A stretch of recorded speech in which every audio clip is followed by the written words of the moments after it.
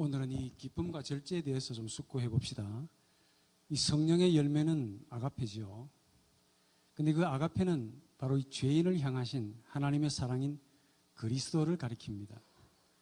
그래서 그리스도는 하나님의 인간성이라고 이렇게 부르기도 합니다. 그리스도라는 이 신적인 이 아가페, 사랑이죠. 이것은 바로 죄인을 향하신 하나님의 인간성이다. 이렇게 말씀할 수 있습니다. 그 사랑을 바울은 이 성령의 열매라는 표현으로 8가지로 이렇게 소개를 하고 있습니다. 그런데 지난주에 제가 말씀드린 바 이 8가지가 단순하게 나열하고 배열된 것이 아니고 소위 그 유태인의 독특한 그 어법인 병행귀, 그 다음에 대칭 구조로 짝을 이루면서 구조적으로 소개되어 있다고 제가 말씀을 드렸죠. 그 첫 번째 짝이 바로 이 첫 번째 나오는 그 사랑 다음에 기쁨이 나옵니다. 희락이라고 번역되어 있는데 좋은 말입니다. 그리고 맨 마지막에 이 절제라는 말이 나옵니다. 이 기쁨, 그러니까 희락과 절제가 관계한다는 뜻입니다. 기쁨은 이 죄인을 향하시는 하나님의 아가페, 즉 그리스도의 얼굴입니다. 만약에 주님의 얼굴을 보고 기쁨 이렇게 다 느끼실 것 같아요. 그 다음에 절제입니다. 절제 역시 이 죄인을 향하시는 하나님의 아가페, 즉 하나님의 얼굴입니다. 조금 다르게 말하면 기쁨은 이 절제가 가지는 다른 얼굴이고 또 절제 역시 기쁨이 가지는 다른 얼굴이다. 이렇게 말을 할 수 있습니다. 그런데 공통적으로 기쁨과 절제는 바로 저나 여러분들 같은 이 죄인들을 향하신 그리스도의 얼굴입니다. 우선 이 기쁨, 여기서 말하는 기쁨은 전적으로 영적인 기쁨이죠. 그런데 이 기쁨이라는 이 아가페를 이해하기 전에 슬픔을 먼저 좀 아셔야 됩니다. 왜 그러냐 하면은 기쁨은 슬픔 가운데 기쁨이기 때문에 그렇습니다. 만약에 슬픔이 없다면은 기쁨이 있겠습니까? 없겠습니까? 없습니다. 오늘 대화가 참 잘 될 것 같습니다. 그래서 기쁨을 논하기 전에 슬픔을 먼저 이해하셔야 됩니다. 기쁨은 이 슬픔과 상대적인 그런 정서이기 때문에 그렇죠. 기쁨은 슬픔 가운데 기쁨이다. 이렇게 말합니다. 그러니까 이 슬픔에서만 느끼는 그 정서가 바로 기쁨입니다. 그래서 그 기쁨은 슬픔에 비례해가지고 가지는 영혼의 무게입니다. 이 슬픔의 무게가 무거우면 무거울수록 거기에 비례해가지고 기쁨이 더 커지는 겁니다. 만약에 슬픔이 없고 기쁨만 있다 이렇게 말하면 그거는 기쁨이 아닙니다. 그렇겠죠? 더 이상 기쁨이 아닙니다. 또 반대로 기쁨은 없고 슬픔만 있다. 그렇게 해도 이 슬픔이라는 단어 혹은 말이 성립되지 않습니다. 마치 빛만 있으면 어떻게 됩니까? 그걸 빛이라고 할 수 있습니까? 할 수 없죠. 빛은 반드시 어디에서 빛이라고 합니까? 어두움이라고 하는 그 흑암 가운데 빛이라고 부릅니다. 마찬가지로 여기서 말씀하시는 기쁨도 바로 슬픔 가운데 기쁨이라고 부릅니다. 근데 우리가 남자, 여기 다 계시는 분들이 남자라고 한다면 남성이라는 말이 성립이 되겠습니까? 바로 남성은 여자를 여성으로 인지할 때 생기는 성의 정체성이죠. 여자만 있어도 여성이 성립되지 않습니다. 우리가 이 기쁨이라고 할 때 기쁨이라는 감정이 홀로 혹은 따로 거하는 것이 아닙니다. 사실은 슬픔이라는 그 정서와 함께 있다가 기쁨이라는 정서가 슬픔보다 더 많아졌거나 혹은 더 커졌다라는 사실을 의미합니다. 즉 조금 다르게 기쁨은 슬픔을 삼키는 정서죠. 그 정서를 기쁨이라고 한글로 표현하고 있습니다. 헬라어로 카라라고 부릅니다. 반대로 이 슬픔이라고 할 때도 역시 마찬가지입니다. 이 슬픔이라는 정서가 홀로 따로 독립적으로 있는 것이 아닙니다. 기쁨이라는 정서보다 사실은 슬픔이라는 정서가 더 많이, 더 커졌다라는 것을 의미하죠. 다르게 말해 기쁨을 삼키는 슬픔이라고 해서 슬픔이라고 그렇게 부릅니다. 그래서 슬픔을 전제하지 않으면 기쁨을 절대로 말할 수가 없습니다. 이 성령의 아가페가 기쁨이라고 했죠. 그것도 신적인 기쁨입니다. 그렇다면 이 신적인 기쁨을 이해하기 위해서 뭘 이해해야 되는가 하니까 신적인 슬픔도 있습니다. 이걸 이해하지 못하면 기쁨을 이해하기가 참 어렵습니다. 우선 이 슬픔은 기본적으로 자신의 것을 잃어버렸거나 또한 얻고 싶은 것을 얻지 못했을 때 일어나는 우리 인간적인 정서라 이렇게 부릅니다. 신적인 슬픔 또한 마찬가지입니다. 하나님이 가장 소중한 것을 가지고 있다가 잃어버린 겁니다. 그 잃어버리고 있는 그 마음, 그 애통하는 마음을 신적인 인간성으로 그렇게 표현해 놓은 겁니다. 무슨 말이냐면은 기쁨은 하나님이 가장 소중하게 여기는 것을 다시 찾았을 때 가지는 신적인 인간성이라고 말합니다. 그러니까 슬픔이 가장 소중한 것을 잃어버리고 가지는 하나님의 신적인 인간성이라고 규정해 본다면 그와 비례해가지고 기쁨은 그 소중한 것을 다시 찾았을 때 느끼는 신적인 정서입니다. 그래서 슬픔은 잃은 것이고 기쁨은 그 잃은 것을 다시 찾은 것을 뜻합니다. 여기서 말씀하는 이 슬픔과 기쁨은 우리 머리에서 나오는 생각, 사유, 형이상학, 학문 이런 지식에서 나오는 그런 기쁨, 슬픔들이 아닙니다. 오로지 마음에서만 일어나는 정서들입니다. 그래서 슬픔과 기쁨은 그 처소가 어디입니까? 집이 어디냐면 마음입니다. 이 슬픔과 기쁨의 처소는 마음이라는 집에 있습니다. 그러니까 마음은 기쁨과 슬픔이 거하는 집이라고 표현할 수가 있습니다. 이 슬픔과 기쁨이 마치 손님처럼 이 마음이라는 처소에 찾아왔다가 다시 사라집니다. 이 기쁨과 슬픔이 손님처럼 우리 마음에 찾아오지 않으면 조금 어려운 이야기입니다. 우리 마음이 어떻게 되는지 아십니까? 한마디로 흑암, 공허, 허무, 텅 빔, 무, 조금 어려운 말로 존재의 무상함, 존재의 의미를 상실함을 뜻합니다. 우리의 정서를 집으로 한번 비유해 볼까요? 이 집에 집 지으려면 기초를 놓아야 되겠죠. 땅을 깊이 파야 됩니다. 그 밑바닥, 그 기초는 공허, 무, 허무, 존재의 무의미라고 형이상학적인 좀 어려운 말로 그렇게 표현할 수 있겠습니다. 흑암입니다. 그 위에 슬픔이라는 바닥이 놓여 있습니다. 그 바닥 위에 기쁨이라는 손님이 찾아오는 겁니다. 그래서 만약에 여러분들이 기쁨을 확 뜯어내버리면 뭐가 드러나겠습니까? 슬픔이 드러납니다. 그러면 그 슬픔마저 확 뜯어내버리면 무, 의미 없음, 존재 상실, 흑암, 텅 빔, 이게 드러나는 거라고 말이죠. 지금 저나 여러분들이 땅을 지금 땅바닥에 서 있지요. 사실은 땅바닥에 서 있는다라는 말 자체가 조금 성립이 안 됩니다. 그럼 땅바닥을 뜯어내 본다고 한번 생각해 볼까요? 한 이 자리에서 여러분들이 한 100년쯤 한번 뜯어보실래요? 그 자리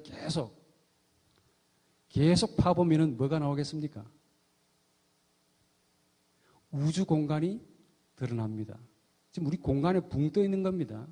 저나 여러분들은 지금 땅바닥에 있는 게 아니고 천공이라는 허망함, 광대무변의 그 절벽 같은 그 적막함, 공허, 그 공허 가운데 땅을 바닥으로 지금 살고 있습니다. 우리 영혼도 마찬가지입니다. 이와 같이 절대적인 공허, 무, 허무, 주감 혹은 텅빔, 흑암이 있는데 그 위에 슬픔이라는 기초 바닥이 있고 그 위에 기쁨이라는 정서가 손님처럼 찾아오는 겁니다. 그래서 우리 영혼 혹은 정서의 본질은 슬픔이고 조금 더 나아가면 무의미입니다. 기쁨은 우리 본질인 이 슬픔을 잠시 잊게 해주는 진통제와 같고 슬픔은 항상 우리와 함께 거하는 정신적인 통증, 고통입니다. 이거 누가 말할게요? 제가 말했습니다. 여러분들에게.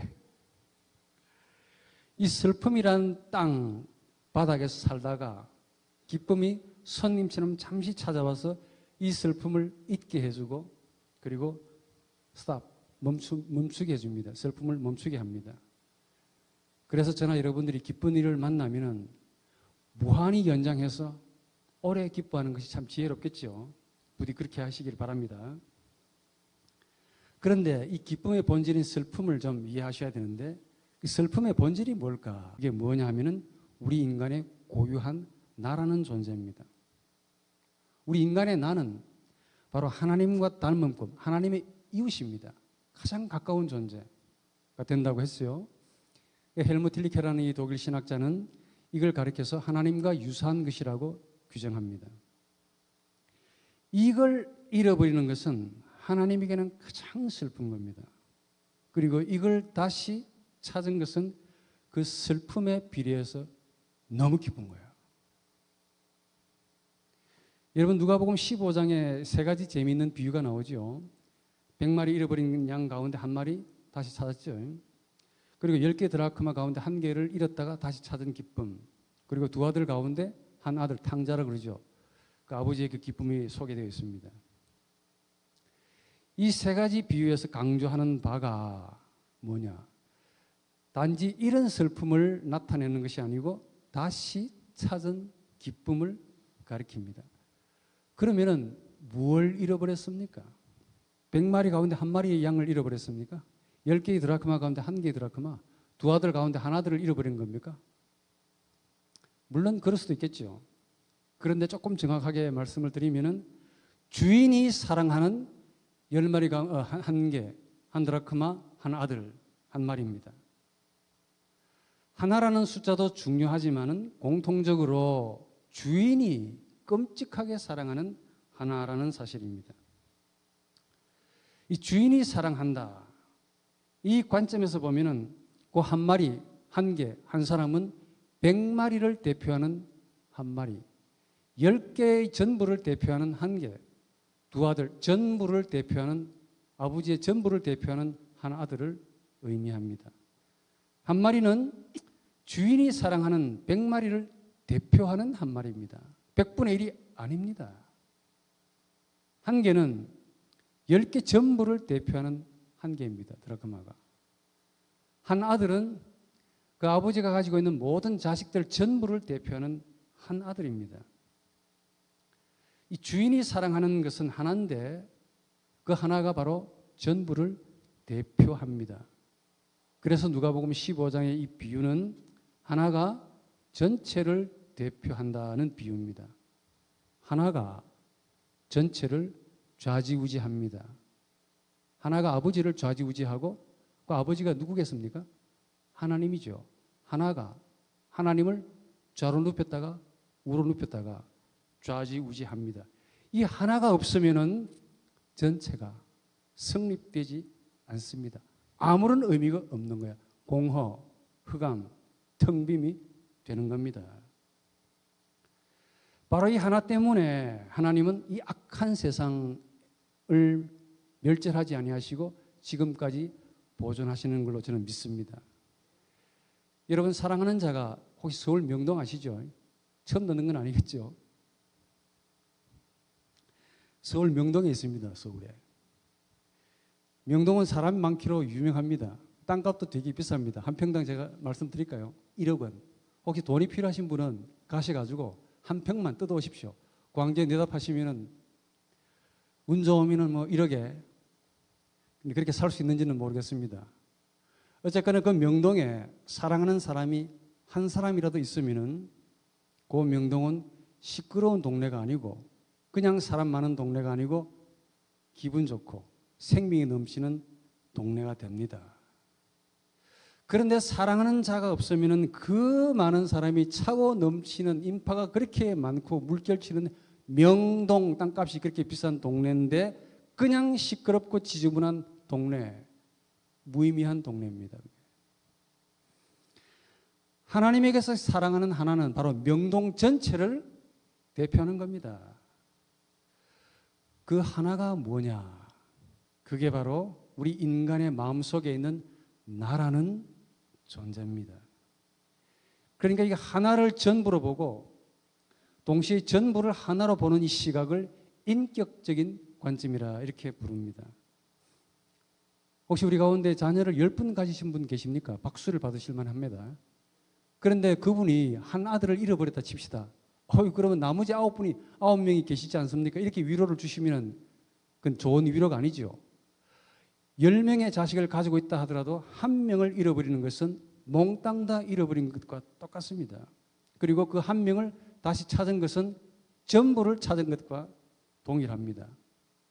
즉 하나를 사랑하시는 주인은 본질적으로 인격이라는 점을 암시합니다. 그래서 하나님은 영 혹은 하나님은 인격이시다 이렇게 말합니다. 조금 더 구체적으로 하나님은 인격이라는 말, 나로 실제하시는 생명이다 라는 사실을 뜻합니다. 그래서 이 나의 가치, 이 나의 무거움, 이 무게를 말해야 한다면 바로 이 하나님이 유독 하나를 전부를 하나로 보시는 이 너라는, 당신이라는 이 생명이라는 사실을 아셔야 할 필요가 있습니다. 하나님이 당신입니다. 우리에게는. 그래서 기쁨이라고 하는 것은 이 나가 원하는 상대를 만났을 때 일어나는 정서, 기분, 마음입니다. 그러니까 하나님은 나이고 우리 인간은 지난주에 나를 가지는 자라고 그랬죠. 그래서 하나님과 우리 인간과의 관계는 나와 나의 관계, 다른 말로 나와 너의 관계라고 말합니다. 그러니까 하나님이든 인간이든 나가 공통점인데 이 나가 가장 원하는 것이 있다면 궁극적으로 그게 뭘까요? 부인하든 인정하든 원하든 원치 않든 인간이든 하나님이든 이 나가 가장 원하는 것은 너라는 생명을 원합니다. 나가 너를 만났을 때, 조금 어려운 말로 상대에게서 너를 발견했을 때 이 나에게서 환희, 기쁨, 희락, 행복, 만족이 옵니다. 쾌락. 이걸 기쁨이라고 부릅니다. 이 기쁨을 이해하기 위해서 조금 더 분석적으로 에로스적인 기쁨이 있습니다. 세상적인 기쁨이라고 그러죠. 내가 원하는 무엇을 얻었거나 소위 말해 소원 성취를 했을 때 우리 마음이 가지는 정서. 제가 조금 전에 말씀드린 바 우리 인생사는 참 슬프게 삽니다. 뭘 위해서? 이 기쁨을 얻기 위해서 참 슬프게 삽니다. 산다는 게 뭐예요? 이렇게 물으면은 슬픔이라는 바닥 위에서 땅에서 기쁨이라는 구름, 천사를 잡으려고 애쓰는 것과 너무 흡사하다. 여러분 최근에 그 인기 가수 연예인들 재벌 그룹의 딸 이 마약을 하는 걸 자주 보죠. 또 엄청난 돈을 많이 가지고 있는 그 재벌의 수장이 잠을 이루지 못해가지고 상습적으로 프로포폴을 맞고 잡니다. 슬프지 않습니까? 여러분은 잠을 참 잘 주무시죠? 감사하시기 바랍니다. 예. 이렇게 슬픈 인생사입니다. 그래서 기쁨은 선물이고 슬픔은 우리 인생사의 본질입니다. 바닥이라니까. 그러니까 부디 남을 좀 긍휼히 여기는 마음으로 살아가시기 바랍니다. 너무 슬프기 때문에 이 에로스적인 세상적인 기쁨이나마 좀 많이 누리고 사는 것이 참 지혜롭다. 이렇게 말씀을 드리고 싶습니다. 이것보다 조금 더 고상한 에로스적인 기쁨이 있습니다. 소위 세인이라고 부르는 세인. 에로스적인 나.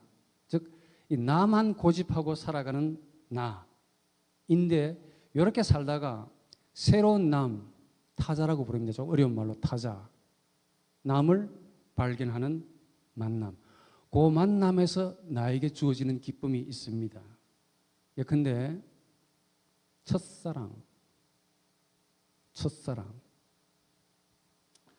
첫사랑을 경험해 보신 분들은 한번 유추해 가지고 저의 말을 잘 들어보시면 가슴에 와닿을 겁니다.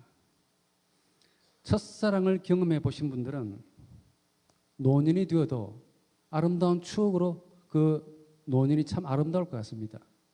있습니까? 근데 이게 뭔지를 모르는 사람은 아름다운 폭포가 지금 경이롭게 떨어짐에도 불구하고 그냥 바라보고 서 있는 노년과 노인과 같다라고 말을 할 수 있습니다. 아름다움이 뭔지를 몰라요. 여러분, 말란 김에 추억이 어떻게 만들어지는가 좀 말씀을 드릴까요?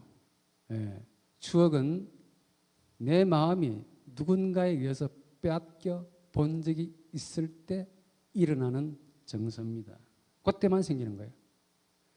누군가 내 마음을 빼앗아 갈 때, 즉 내 마음이 상대로부터 빼앗겼을 때만 시간이 지나서 고통이지만 그게 추억이 아름다운 추억으로 만들어진다는 거.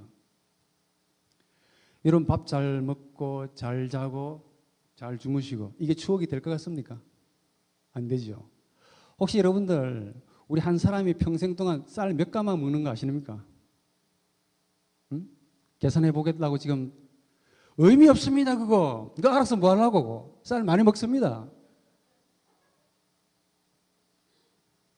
첫사랑에 빠지면은 신체적으로 우리 몸에서 7종류 이상의 그 아주 특이한 호르몬이 분비된다는 사실을 여러분 아시기 바랍니다. 첫 번째, 페로몬이라는 호르몬이 나옵니다. 이 호르몬은 향수입니다. 천연적으로 우리 몸이 만들어낸 향수. 사랑에 빠지면은 몸에서 향기가 납니다. 두 번째, 도파민. 이거는 상대방의 얼굴만 보고도 행복감을 느끼는 그 반응을 보입니다. 이게 부족하면은 파킨슨 병에 걸린다는 사실을 아셔야 돼요. 페닐에티라민, 이게 각성제입니다. 커피 드시지 말고 사랑에 빠지시면 머리에서 발끝까지 온몸의 세포가 활성화됩니다. 밤에 잠이 안 옵니다. 옥시토신, 하나가 되고 싶은 욕구입니다.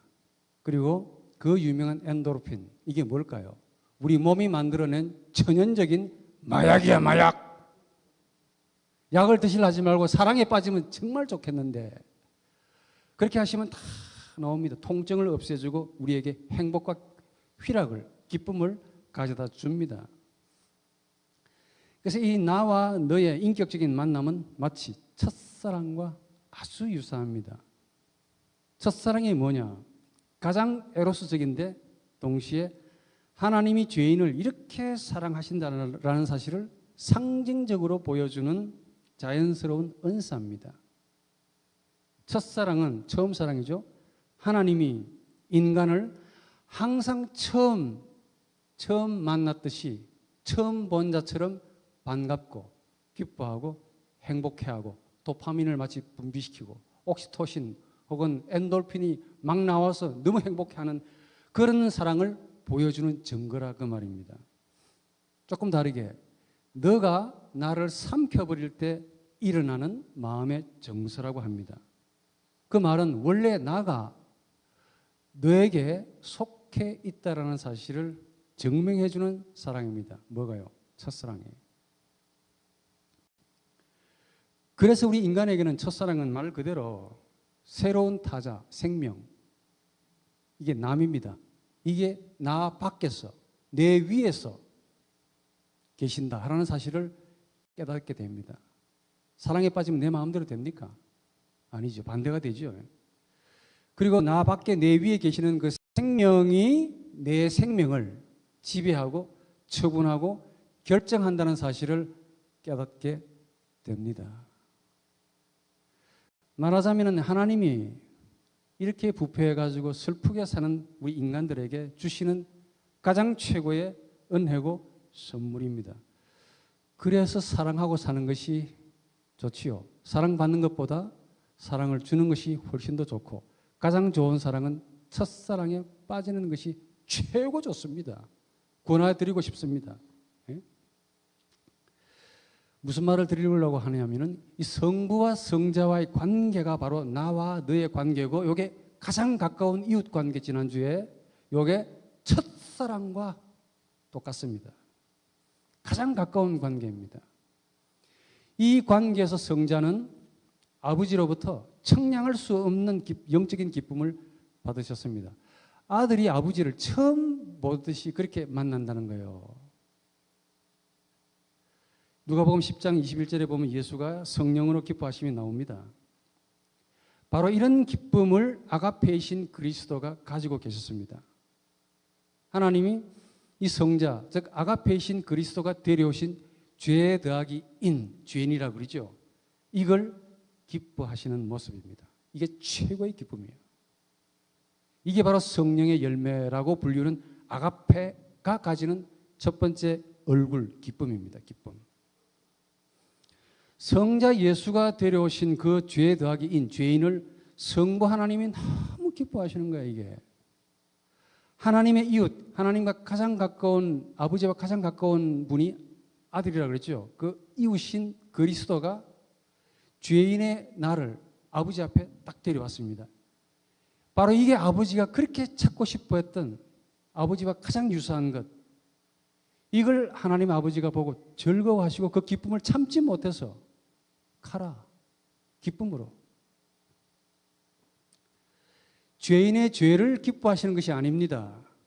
죄에 의해서 무거운 짐을 지고 있는 그 나라는 존재, 조금 어렵게 사람이라고 부릅니다. 이 나라는 존재를 보시고 긍휼히 여겨주시고, 채근하구나, 슬프구나. 그 다음에 너 만나서 너무 반갑다, 첫사랑을 대하듯이 그렇게 안아주시고 기뻐하신단 말이에요. 사랑은, 이 사람이라고 하는 이 나라는 존재는 하나님 자신과 참 유사한 존재입니다. 능력과 재질이 닮았다는 것이 아니고 나라는 점에 있어서 유사하다. 왜냐하면 하나님이 인간의 나를 자신의 자신, 즉 너지 우리에게는 하나님 자신이 우리의 나를 자신과 똑같은 존재로 그렇게 여겨주시기 때문에 그렇습니다. 성자가 이런 죄인을 성부에게로 데려오시기 위해서 기꺼이 뭘 당하셨습니까? 십자가의 형벌이라고 하는 무참하리만큼 우리를 의롭다 해주시기 위해서 죄인의 자리에서 아작나시는 그 고통을 아버지가 보셨습니다. 그렇지만은 그 죄인이 데려올, 그분이 데려올 그 죄인을 기대하시면서 하나님이 기뻐하시는 거야, 아버지가. 이 그리스도께서 자신의 이웃이라고 불리는 이 죄인을 발견하고 그 죄인을 아버지 앞에, 자신의 아버지 앞에 딱 데려왔습니다. 하나님의 아버지가 볼 때, 와, 이게 바로 내가 그렇게 찾고 싶어 했던, 이랬다가 다시 찾은 바로 너구나 라고 아버지가 어쩔 수, 너무너무 기뻐가지고 어찌할 바를 모르는 거예요. 이게 기쁨입니다. 기쁨. 이 소위 영적인 기쁨, 이건 어떻게 얻을 수 있을까? 이제 이게 우리가 가지는 문제인데, 당연히 주시는 분에게 달려있겠죠. 그런데 힌트는 있습니다. 마태복음 5장 4절에 보면은 애통하는 자가 나옵니다. 슬퍼하는 자가 나옵니다. 여기서 애통, 슬퍼한다는 그 말은 영적인 것에 사무치게 그리워하고 애통하고 슬퍼하는 것을 의미합니다. 이게 해답입니다. 해답. 성경이 제시하는 해답입니다. 이 슬픔, 애통은 조금 어려운 말로 하나님을, 내가, 좀 슬퍼하는 내가 하나님을 나에게로 모시고 오시게 하는 인간의 말, 로고스가 됩니다. 기가 막히죠. 여러분, 무엇 가지고 하나님을 내 앞으로 세워 놓을 수 있겠습니까? 안 될 겁니다. 이 슬픔 외에 다른 게 없다고. 여러분들이 누가복음 18장 9절 이하에 보면 마태복음 9장에도 나오고요. 거기 내가 너희에게 말하노니 저 바리새인보다 이 세리가 의롭다. 그러면서 자신을 높이는 자가 낮아지고 자신을 낮추는 자가 높아진다라는 말씀을 하셨죠. 예.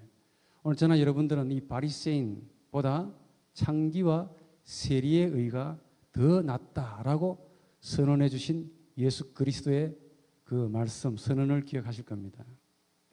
제가 묻고 싶습니다. 과연 세리와 창기는 무엇 때문에 이 바리새인보다 더 의롭다라고 그렇게 여김을 받았을까요? 그분들이 가지고 있는 전 재산이 뭐길래? 그 재산이 있다면 바로 진심입니다. 진심. 그 진심은 진실한 마음이죠. 이게 무슨 말이냐면 이 마음의 주인으로 내가 평소에 딱 자리 잡고 있다가 여타의 어떤 무엇으로 인해서 마음의 본성들이 순간 사라지는 경우가 있습니다. 그 순간 이 모든 것들이 사라지고 거기에 은폐되어 있는 이 나가 온전히 드러나고 은폐되어 있던 상태가 이렇게 소위 말하면 드러난 모든 상태가 될 때 이걸 진심이라고 부릅니다. 예컨대 우리가 남으로부터 돈이나 권력이나 혹은 지배 혹은 권세, 미모, 얼굴에까지도 이렇게 이 비교를 당할 때 기분이 몹시 나쁩니다. 무시를 당하죠. 아, 내가 이것밖에 안 되는 건가? 그 순간이나마 진심이 되는 순간입니다. 그 진심은 슬픈 겁니까? 기쁜 겁니까?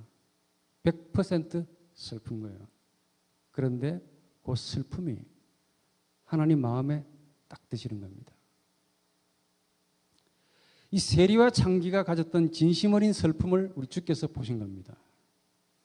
이 진심에서 하나님의 나라라고 하는 이 거룩한 생명이 거기에 임한다는 사실을 예수가 보신 겁니다. 그래서 그 마음을 가리켜 바리새인의 의보다 네가 더 어렵다라고 주께서 선언해 주신 겁니다. 창기와 세리가 가지고 있었던 그 불결한 몸과 도둑질이 어렵다는 것이 아니고 오히려 불결과 도둑질로 인해서 스스로 자책하고 슬퍼하고 애통해하고 비탄해하고 아유 용서받고 싶다. 이거 좀 그만했으면 좋겠다. 심지어 너무 괴로워서 죽고 싶다. 라는 이 진심 어린 애통, 이걸 예수는 자신을 낮추는 것으로 보시고 이게 어렵다라고 선언해 주신 겁니다.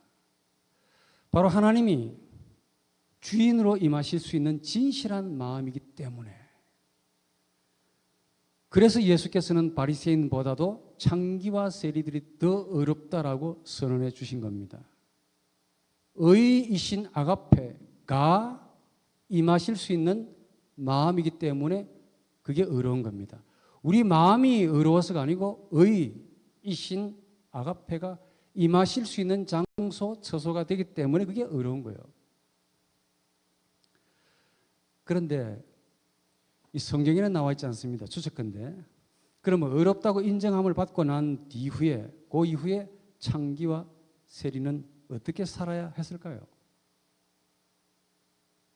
만약이라도, 만에 하나라도 이 창기와 세리가 세월이 지났어도 여전히 직업적인 세리, 직업적인 창기가 되었다면,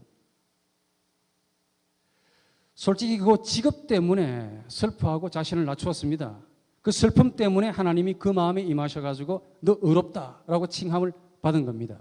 그렇죠? 의인이라고 칭함을 받고 난 뒤에도 여전히 그 직업을 청산하지 않고 계속 그 짓을 하고 있다면 어떻게 됩니까? 어렵다라고 인정받고 나니까 더 이상 이제 죄책감도 없습니다. 슬픔도 없는 거예요. 그래서 아예 직업적으로 세리, 직업적으로 창기, 이렇게 살아버리면 어떻게 되겠습니까? 애통도 없고 슬픔도 없지요. 더 이상 자신을 낮추지 않습니다. 우리식으로 말하면 직업적인 세리, 직업적인 창기가 되는 겁니다. 이 바리새인들의 의보다 더 낫지 않으면 어떻게 된다고 주께서 말씀하셨느냐? 5장 20절의 마태복음. 바리새인들의 의보다 낫지 않으면 어디에 들어갈 수 없다? 하나님 나라에 들어갈 수 없다라고 주께서 말씀하신 내용이 바로 그 내용입니다. 지금 무슨 말을 하고 싶어 하냐면은 우리 현대인을 제가 말씀하고 싶어서 이런 이야기를 꺼낸 겁니다. 우리 현대인들을 보면은 그 옛날 세리 있습니까? 있게 없게요? 없습니다. 그 옛날 창기 있습니까? 없습니다. 그럼에도 불구하고 그래도 어쩌면은 창기 같은 바리새인, 세리 같은 바리새인은 있지 아니할까. 아마도 현대 우리 기독교 교인은 창기는 아닙니다.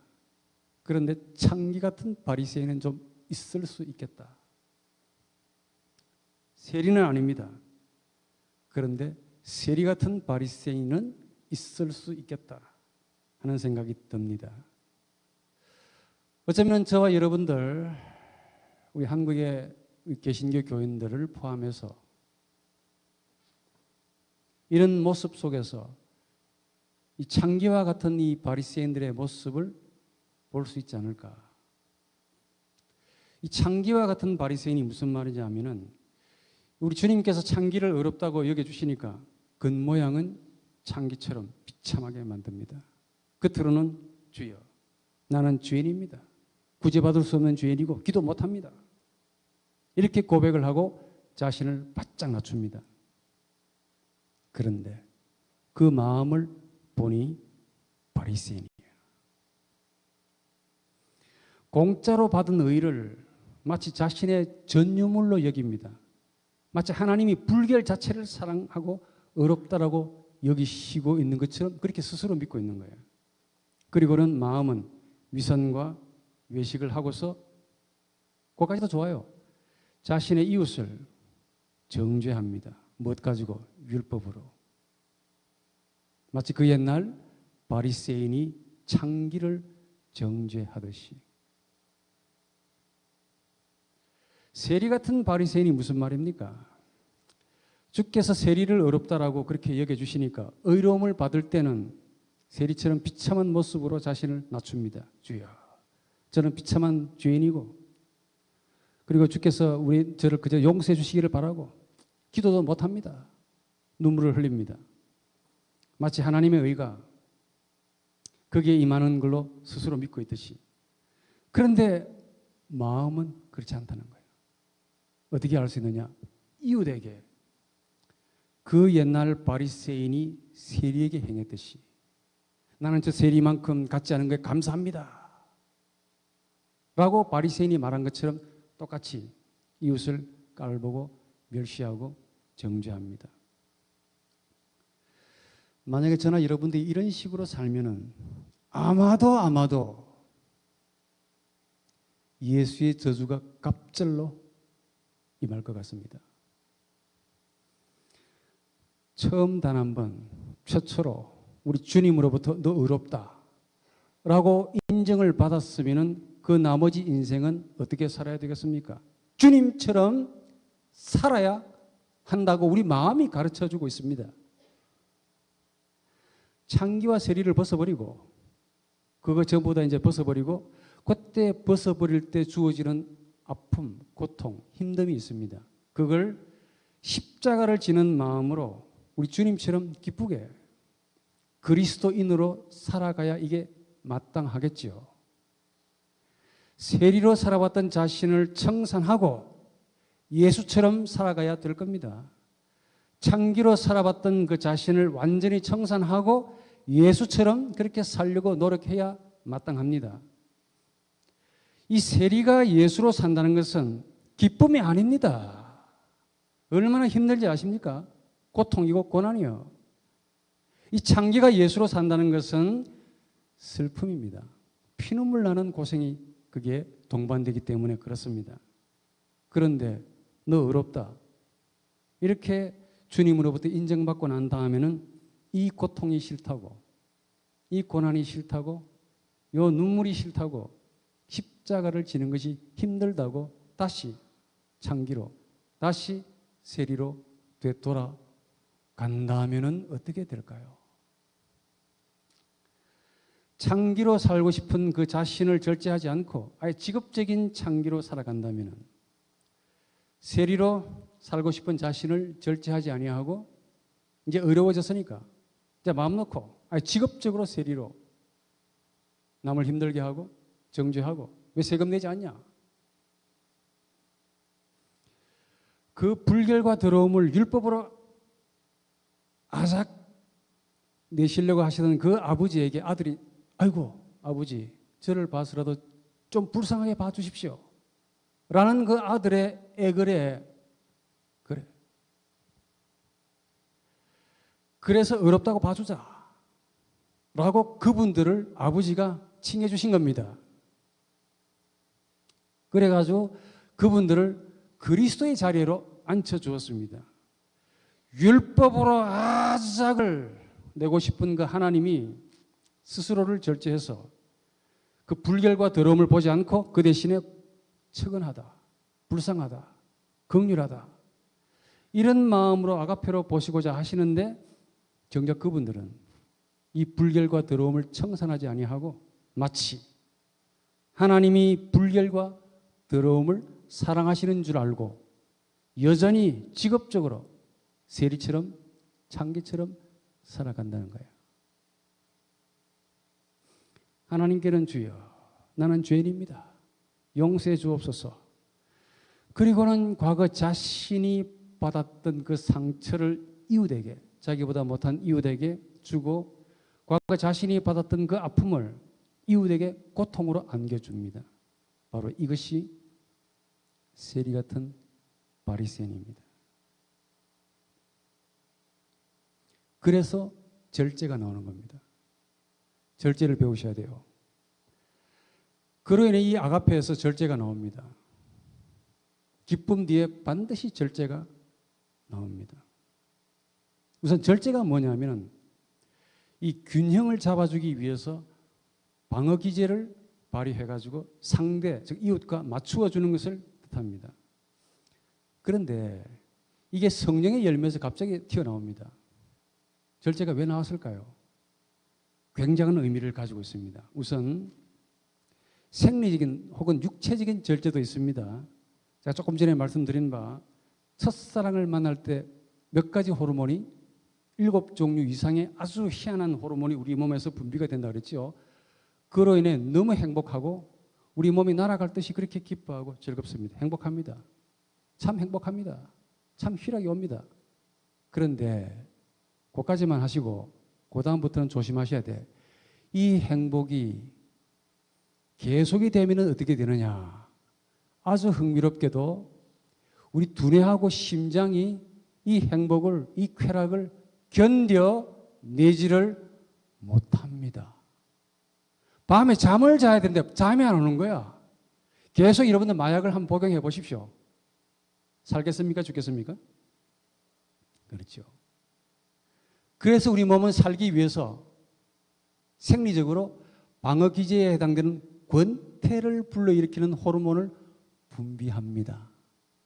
안 신기하십니까? 그래서 너무 큰 이 기쁨을 조절해 준다 그 말이에요. 이 기쁨이 너무 커가지고 우리 신체가 견뎌내지를 못합니다. 그래서 절제를 하도록 몸이 저절로 조절해 갑니다. 이게 우리 생리적인 절제라고 부릅니다. 어디 이것만 있겠습니까? 마찬가지로 이 에로스적인 절제도 있습니다. 이게 까딱하면 위선적인 절제로 갈 가능성이 아주 높습니다. 무슨 말이냐? 지금 우리의 내면 속에 있는 이 사악한 것들이 있습니다. 이런 것들이 발휘가 되지 않도록 내색하지 않고 숨기는 거예요. 이 에로스적인 절제는 위선적인 절제로 가는데 그냥 참는 겁니다. 이웃을 사랑하기 때문에 자신을 통제하는 것이 아니고 그냥 자신 때문에 누르는 겁니다. 이웃을 위해서가 아니고 자신 때문에 자신을 누르는 것. 이게 바로 에로스적인 절제라고 부릅니다. 그럼 이걸 성령의 열매라고 굳이 칭할 필요가 없겠죠. 제 말 이해하십니까? 이걸 굳이 절제라는 이 아가페로 이렇게 규정할 필요가 없을 겁니다. 만약에 이런 거라면은. 왜냐하면 성령은 예수의 영이고 성령의 열매는 신적 인간성을 나타내는 것이기 때문에 그렇습니다. 뭘 가리키냐면은 바로 아가페적인 절제가 있습니다. 바로 그겁니다. 그거. 무슨 말이냐면은 우리 성도는 성령이 역사하는 장소입니다. 지점. 절제는 그로 인해 주어지는 나타남인데 여기 이웃과 관계에서 나타나는 덕목입니다. 절제는 성도가 이웃과 관계에서 가지는 덕목인데 이게 단순히 금욕하는 행위가 아닙니다. 훨씬 더 적극적이에요. 훨씬 더 액티브합니다. 성도의 내면은 지금 너무 생소하고 천상의 기쁨을 지금 행복으로 느끼고 충만해져 있습니다. 그런데 이걸 이웃에게 비춰지는데 이웃이 그걸 볼 때 아우라로 너무 특이한 기쁨으로 자신에게 없는 거니까 보는데 실상 그 이웃은 어디에 빠져 있느냐? 지금 고통하고 힘들어하고 슬퍼하고 슬픔 가운데 있는 거예요. 그래서 그 기뻐하는 그분이 이 이웃을 배려해가지고 거기에 맞추어 주는 것을 절제라고 부릅니다. 기쁨이 너무 좋으니까 타인도 그렇게 살기를 바라지만은 그렇다고 지나치게 그걸 진리의 척도로 만들지 아니하고 타인을, 그 이웃을 존대해서 배려해 주는 겁니다. 이 기쁨은 주는 자와 받는 자 외에는 도무지 알 수가 없는 이 신적인 비밀입니다. 주는 자 하나님, 받는 자 우리 인간. 이거 외에는 도무지 누군가가 알 수 없습니다. 이 비밀을 내 이웃을 위해 배려하는 것이 바로 절제라고 부릅니다. 여러분 고린도후서 12장에 보면은 바울이 삼층천 세 번째 하늘에 올라간 체험을 거기에 객관적으로 묘사해 놓고 있습니다. 그렇죠? 그러나 단 한 번도 이 바울은 그 체험을 자랑하거나 그리고 타인에게 주입하지 않았습니다. 예언도 하고 방언도 하고 병 고치는 은사도 기타 많은 은사와 능력을 가지고 있었지만은 단 한 번도 자랑하지 아니하고 본인이 자랑하는 것은 뭐를 자랑한다 했습니까? 약한 것. 왜 이걸 자랑한다고 말합니까? 이웃을 배려해가지고. 최근에 우리 축사하시는 분이 계시죠. 축사라는 말은 귀신을 쫓아내는 은사를 말하는데 간혹 이런 분들이 교회에 밖에 나가서 전도를 많이 해옵니다. 그것까지는 참 좋은데 교회 와가지고 우리 목회자를 향해서 당신은 목사가 되어가지고 축사도 못합니까? 이렇게 교만하고 방종하고 자기가 데려온 성도를 그리스도에게로 인도하는 것이 아니고 자신에게로 그렇게 우상화시키는 경우가 간혹 있습니다. 방언하시는 분들은 방언하지 못하는 자를 약간 깔보고 멸시합니다. 그런데 이 모든 것들이 아가페가 없다면 울리는 꽹과리와 너무 똑같아요. 얼마나 하잘것없는 그런 탐욕이 된다는 거 아십니까? 제가 누구라고 말은 못하겠지만 이것 가지고 돈도 많이 벌 수 있습니다. 아무리 은혜를 많이 받아도 자랑할 수 없는 이유는 그 은혜를 주신 분이 아가페로 주셨기 때문에 그래요. 아가페로 주신 것을 가지고 이웃을 깔볼 수가 있겠습니까? 이웃을 멸시하라고 하나님이 그렇게 주셨겠냐고. 이 절제라는 아가페를 배우지 않으면 그 은혜 때문에 오히려 하나님 나라와 멀어집니다. 절제하지 못하면 은혜라는 이름으로 너는 왜 남을 자꾸 이렇게 힘들게 하고 율법으로 구속시킵니다. 왜 당신은 왜 방언하지 못하냐 이게요. 왜 당신은 축사하지 못하냐? 왜 예언하지 못하냐? 왜 기도하지 못하느냐? 심지어 왜 감사하지 못하냐? 왜 믿지 않느냐? 이렇게까지 말한단 말이에요. 신앙이 없다라고. 이렇게 말하는 분은 실상 성도가 누군지를 모르는 분들에 가깝습니다. 성도가 누굽니까? 하나님이 가라사대 너는 세상의 모든 율법으로부터 자유. 율법으로 끝장내는 모든 법을 다 그리스도가 대신 받아줬기 때문에 너는 무죄이다. 하나님이 석방시켜 주었고 그 석방된 인간을 하나님의 자녀로 그리스도로 그렇게 높여주신 겁니다. 거기에 그리스도의 피 흘림이 거기에 들어가 있습니다. 그런데 이런 그 소중함을 알지 못하고 이 절제하지 못하는 분들이 자꾸 그분에다가 율법을 집어넣습니다. 왜 못하느냐 이게. 해라. 그러면 그분이 마음이 너무 착해가지고 그 법을 자꾸 듣다 보면 어떤 생각이 듭니까?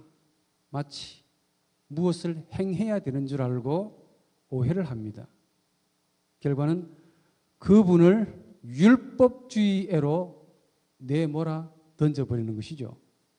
사랑하는 내 이웃을 율법 아래 둡니다. 자기는 율법으로부터 해방되어 놓고는 정작 이웃을 율법이라는 자신의 법으로 구속해서 그게 종살이를 시키는 겁니다. 이게 위선입니다. 바리새적인 위선. 우리 성도는 말 그대로 모든 것에서 자유된 겁니다. 더 이상 죄책감, 죄의식 느끼지 않습니다. 구속을 받지 않습니다. 죄가 없다는 그 문제가 아니고 죄 문제가 해결되었기 때문에 하나님이 청결하신 그 마음으로 여기시고 그 청결한 영이 거기에 임하시는 겁니다. 다르게 말해 너로 인해 하나님의 너로 인해 인간의 나가 포만감을 느끼고 충만해진 상태를 의미합니다. 즉 너가 하나님의 나인 너가 나를 채운 상태입니다. 하나님이 거하는 성전이 되었다 그 말입니다. 저기 율법이라는 형식에서 그 내용물이 채워진 겁니다. 하나님으로 채워진 거예요. 고로 율법을 성취 혹은 율법을 충만하게 했다라는 표현을 씁니다. 그렇게 되면 이 율법의 정신이 단순히 법이 아니고 아가페라는 사실을 이제 비로소 깨닫는 겁니다. 그래서 모든 것을 사람도 모든 것도 전부 다 아가페의 시각으로 하나님처럼 그렇게 보는 겁니다.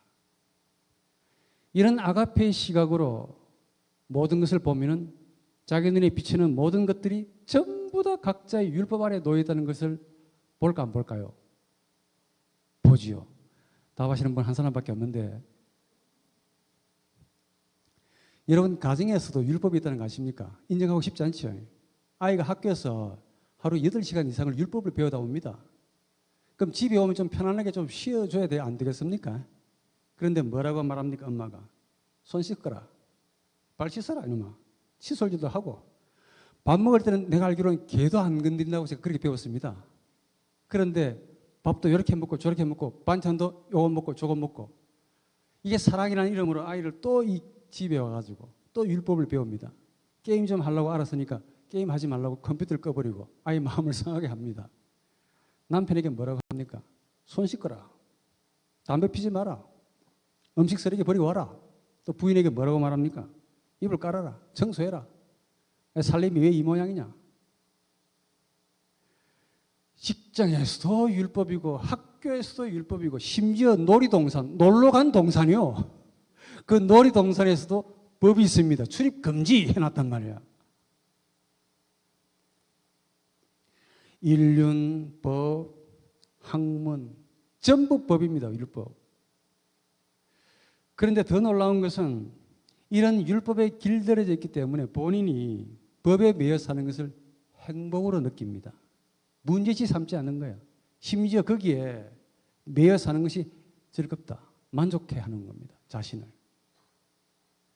여러분 한번 해보라고 제가 말씀을 드리고 싶은데 아침에 일어나셔가지고 주무실 때까지 동영상을 한번 스스로 찍어가지고 객관적으로 한번 보십시오.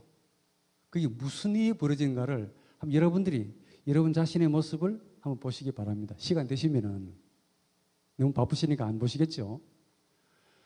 수많은 법으로 그렇게 매여 사는데 우리 정신이 혼미 안 해진 것이 하나님의 은혜라고 제가 느낄 정도입니다. 얼마나 많은 법에 매여 사는지 모릅니다. 근데 더 기가 막힌 것은 이렇게 율법에 어릴 때부터 길들여져 있기 때문에 율법이 없다면 불편함을 느낍니다. 서 있는 것조차도 고달파해요. 그야말로 법에 의한 장애인, 장님이 된 겁니다. 그러니까 눈이 있으면 뭐 하겠습니까? 봐야 할 걸 보지 못하고 귀가 있으면 뭐 하겠습니까? 들어야 할 것을 듣지 못하는 율법으로 장애인이 되었습니다. 그게 누구냐 하면 저나 여러분들의 과거입니다. 과거. 이런 우리가 아가페에 의해 자유가 되는 거야. 다르게 말하면 단도직입적으로 우리가 하나님처럼 되었다는 말입니다. 꼭 이 말까지 해드려야 되겠습니까? 우리가 하나님처럼 되었다 하니까요. 놀라지도 않네요. 율법으로부터의 자유는 그 율법에서부터 자유는 하나님밖에 할 수 없습니다.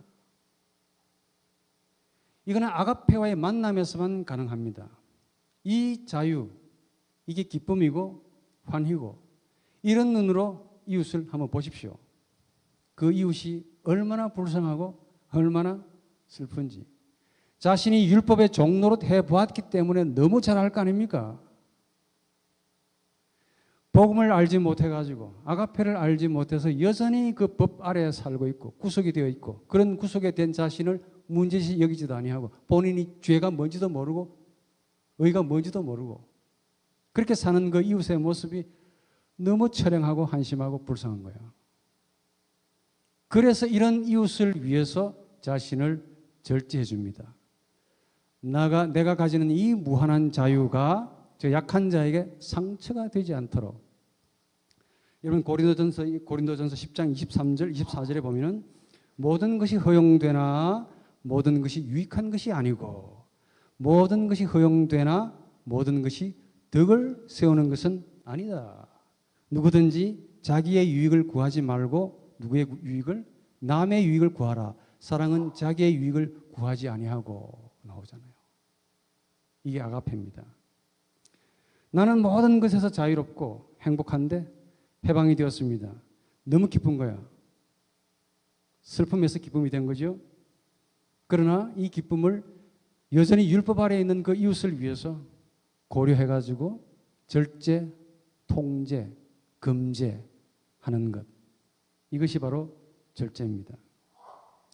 하나님이 나를 가장 가까운 이웃으로 여겨 주시고 죽을까 봐 절제하셨듯이 나도 이웃을 위해서 절제하고 사는 것이 지극히 마땅한 줄로 아뢰옵니다. 여러분들 여기까지만 이제 들으셨으면은 진짜 이제 클라이막스 절제가 나옵니다. 최고의 절제는 따로 있습니다. 성부 하나님이 성자 예수가 데려오신 그 죄인을 보고 너무 기뻐하신다고 제가 아까 말씀드렸죠. 너무 기뻐하시는데 하나님도 그 기뻐하심을 죄인을 위해서 절제하십니다. 절제. 아까 하나님도 너무 기뻐가지고 왜 기뻤느냐? 잃었다가 다시 찾은 그 자신의 것, 자신의 자식들을 보고 너무 기쁜 거야. 견딜 수 없는 첫사랑을 다시 만난 것처럼 너무 기쁜 거야. 이런 행복을 가집니다. 그런데 이 행복, 이 기쁨 때문에 죄인이 상하거나 상처를 받지 아니하도록 그 인간을 위해서 인간을 배려하면서 적절하게 자신을 금제, 조절하신다 그 말입니다. 어떻게 조절하시느냐? 절제는 하나님의 신성을 완벽하게 제거해버리고 우리에게 눈높이에 딱 맞는 인간성으로만 나타내 주심입니다.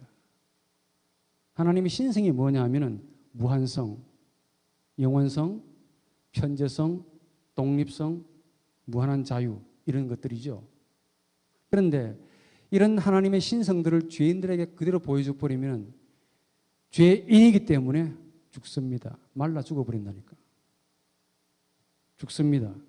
그래서 이 죄인을 고려해가지고 이 죄인에게 딱 맞는 하나님의 인간성이라고 불리우는 이 성령의 열매, 기쁨, 절제, 화평, 오래 참음, 친절, 선함, 신앙, 온유 이런 것들만 우리에게 봐라 라고 보여주신 거야. 절제는 하나님이, 저 위에 계신 하나님이 천상을 포기하고 땅 위에 우리 인간과 하나가 되기 위해서 자신을 무한히 비틀고 비하시킨 신적인 행위입니다. 죄인이 하나님의 이 자리에로까지 인간성애로 올라오도록 도우시고 끌어주시고 그렇게 해도 안 되니까 자신을 스스로 뒤틀어가지고 조절하시고 변형을 시킨 거예요. 지난주에 말씀드린 바 이 죄인은 죄가 인간을 가지는 상태지 인간이 죄를 가지는 상태가 아니라고 제가 말씀을 드렸죠. 그렇죠? 죄만 보면은 율법이 조금 비하하는 듯한 말씀이지만은 이해하시기 바랍니다. 개 가운데 가장 무서운 개가 있습니다. 1 사냥개, 2 사냥개 뭐겠습니까? 그래서 대답 안 하시면 이상하죠. 사냥개가 제일 무섭습니다. 이 개는 이 상대를 물으면 이빨과 자기 이빨이 서로 닿을 때까지 안 놓습니다. 물어 죽입니다. 이 율법이 사냥개처럼 물고 뜯고 죽이려고 담배듭니다. 그 율법을 하나님이 정하셨기 때문에 하나님 옆에는 반드시 율법이라고 하는 사냥개가 있습니다. 죄인이 가면은 죽습니다. 죽어나간다니까. 이 사냥개는 절대로 친절하지 않습니다. 절대로 자신을 절제하지 않습니다. 죄만 보면은 죄를 자신의 먹이로 여기기 때문에 물어가지고 이빨을 자기 이빨이 서로 마찰될 때까지 그렇게 물어 죽입니다. 죄 덕인 죄인의 죄에 하나님이 분노하지 않도록 스스로를 금제, 절제, 조절, 통제하십니다. 이게 절제입니다. 여러분 막연하게 들으신 것 같아서 그 출애굽기의 4장 24절에서 26절을 보면은 한 2-3절밖에 안 되는데 아주 흥미로운 사건이 나옵니다. 그 출애굽기 3장 1절에서 4장 17절까지 무슨 이야기가 나오는가 하니까 모세와 하나님과의 대화입니다. 그런데 하나님이 모세를 불러가지고 너 가라. 가서 이스라엘 백성들에게 가서 선포하고 내가 있다. 너희들 옆에 내가 있으니까 와서 데려와라. 내가 너와 함께 하겠다. 이렇게 많은 이야기를 했습니다. 그렇죠? 그런데 그 모세가 자신의 아들에게 할례를 행하지 않았습니다. 그것 때문에 하나님이 모세를 쳐 죽이려고 했는 그 기록이 나옵니다. 좀 이상하지 않습니까? 앞에서 그렇게 많은 장구한 이야기를 하나님이 모세에게 다 이야기해 놓고는 모세가 자식에게 할례를 행하지 않았다고 쳐 죽이려고 했다 그 말입니다. 느낌이 안 오시는가 본데 무슨 말이냐 하면은 죄를 도무지 용납을 꼴을 못 보는 하나님이시라는 사실을 강하게 암시합니다. 그래서 이 광경을 제3자인 모세의 부인이 이걸 봤습니다. 그래가지고 자기가 얼른 자신의 아들을 할례를 시켰어요. 아예 피가 나오지 않습니까? 그 모세를 가르쳐서 내 자식의 피를 지불하고 산 남편이라 해서 피 남편이라고 불렀습니다. 그 결과로 모세가 살았습니다. 하나님이 모세에게 얼마나 죄를 분노하시고 동시에 이런 모세를 하나님이 얼마나 자신과 동급으로 그렇게 여기고 계신다는 사실을 암시합니다. 조금 더 제가 설명을 해드릴게요.